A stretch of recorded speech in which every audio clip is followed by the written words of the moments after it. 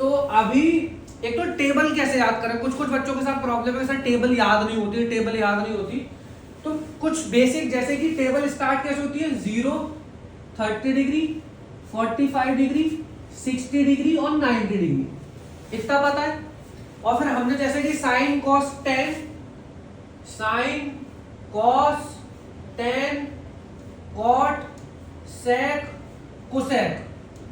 अगर आपको साइन की वैल्यू याद है, आप पूरी टेबल अपने आप लिख सकते हो। और मैं आपको सबसे आसान तरीका बताऊं जो कोई नहीं बताता, साइन की भी वैल्यू आपको याद करने की जरूरत नहीं पड़ेगी। कैसे? आपको गिनती तो आती है 0, 1, 2, 3, 4, इतना तो आप लिख सकते, इतना तो हर कोई कर लेगा।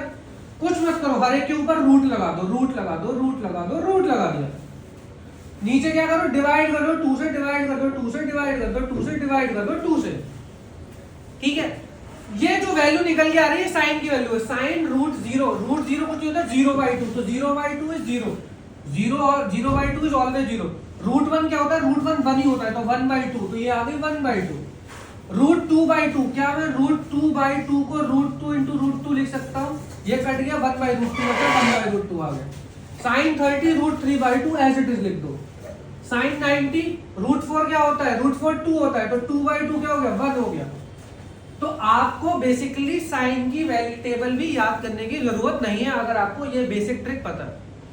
क्या है बेसिक ट्रिक, एक बार देखो, 0, 1, 2, 3, 4, रूट लगा दो, रूट लगा दो, रूट लगा दो, रूट लगा दिया। कुछ नहीं करना, 2 से डिवाइड कर दो, 2 से डिवाइड कर दो, 2 से डिवाइड कर दो। रूट 0/2 0 ही होता है, रूट 1/2 1/2 होता है, रूट 2/2 1/2 होता है, root 3/2 as it is, root 4 क्या होता है, 2/2, दैट इज 1। ये हो गई साइन की वैल्यू, तो बहुत ही आसान थी। उसके बाद हम चलते हैं कॉस की वैल्यू पर। यार कुछ नहीं करना है आपने, उल्टा लिखते चलो, ये 1 है तो ये 1 यहां उतार दो, रूट 3/2 यहां उतार दो, 1/2 एज इट इज उतार दो, 1/2 इधर उतार दो, 0 इधर उतार दो। बेसिकली अगर आप रिवर्स ऑर्डर में अगर साइन की वैल्यू को लिखना चालू कर देंगे तो वो हमारी हो जाएगी कॉस की वैल्यू। फिर आपको आती है टेन की वैल्यू। टेन का बस फॉर्मूला आपको एक पता होना चाहिए, जो होता है साइन अपॉन कॉस। ये होता है टेन थीटा का फॉर्मूला, साइन अपॉन कॉस। यहां डिवाइड 0/1 0, 1/2 2 से 2 कट गया, 1/√3 बचा, 1/√2 से 1/√2 गया, 1 बचा, 2 से 2 कट गया, √3 बचा, 1/0 1/0। 0 कभी भी नीचे कहीं पे भी आ जाए, दुनिया जहां पे ऊपर कुछ भी लिखा हो, अगर नीचे 0 है इसका मतलब non defined, that is called infinity.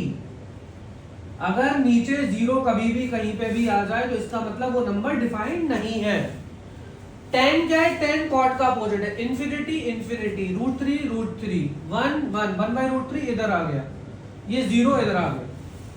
ठीक है, फिर आपने पंडित बद्री प्रसाद हरर बोले में पढ़ा था कि साइन कोसेक क्या होता है, कोसेक होता है साइन का रिवर्स, कॉस क्या होता है, सेक का रिवर्स। रिवर्स बोले तो अपोजिट, रेसिप्रोकल। अगर मैं 1/1 कर दूं तो ये हो जाएगा सेक की वैल्यू, इसको पलट दो 2/√3, इसको पलट दो √2/1 दैट इज √2, इसको पलट दो 2, 0/1 दैट इज 1/0, ये हो गया इंफिनिटी।